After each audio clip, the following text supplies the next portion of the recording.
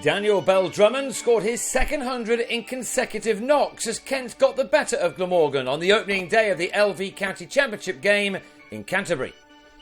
Rob Keir decided to work on his game and so missed out here, leaving Sam North East to win the toss and decided to have a bat first. A good decision, even though the surface was a green one, as Bell-Drummond was soon off and running. This innings coming just a handful of days since he struck a century in the drawn match with Leicestershire at this same ground.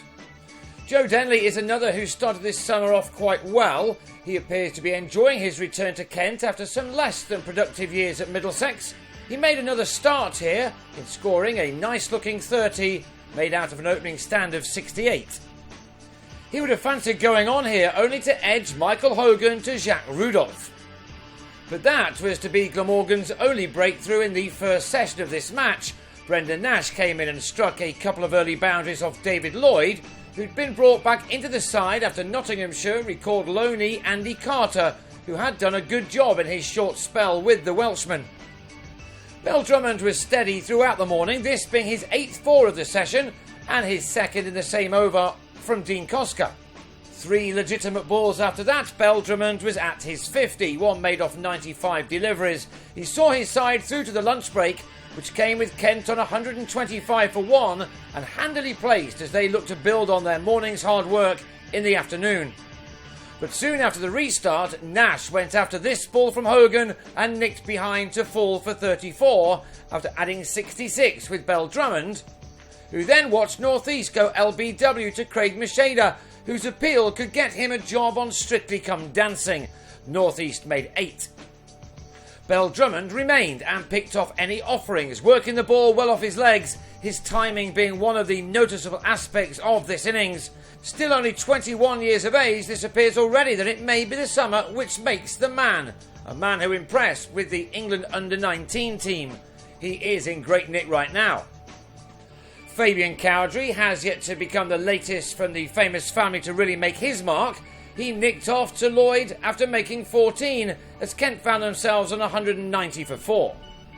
That brought in Darren Stevens, who was soon doing what he always seems to do, and that's putting bat to ball.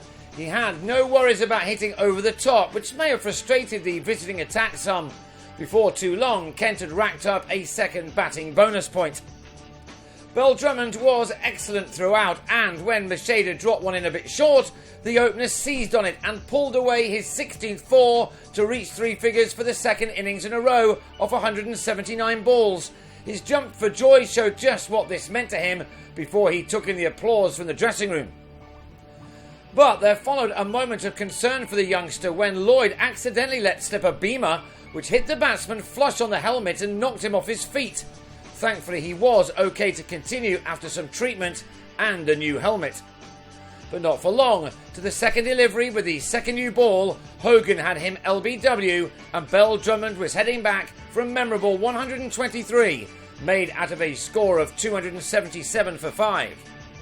Stevens' 8th 4 then took him to a 50, the 90th time the 39-year-old has got at least that far in his long career. This one had come off 75 balls and had backed up the efforts of Bell-Drummond rather well. But Stevens was out next ball, falling into a trap to turn a delivery from Graham Wagg straight into the hands of Rudolph at leg gully. Stevens could hardly believe it.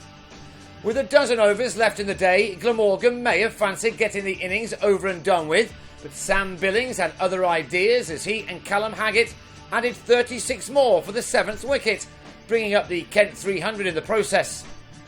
Haggett would have enjoyed this, a beautifully executed pull-off Wagg, which went all the way for 6. Kent looked to finish a good day off strongly. But as the shadows lengthened, Billings on 26 made a hash of a pull-off Macheda and skied a catch to Chris Cook, while Haggett fell to the very last ball of the day, courtesy of an excellent catch by Rudolph, Hogan collecting his 4th wicket of the day. It was one which ended with Kent on 330 for 8, with a number of home batsmen making a start before getting out, except of course Bell-Drummond.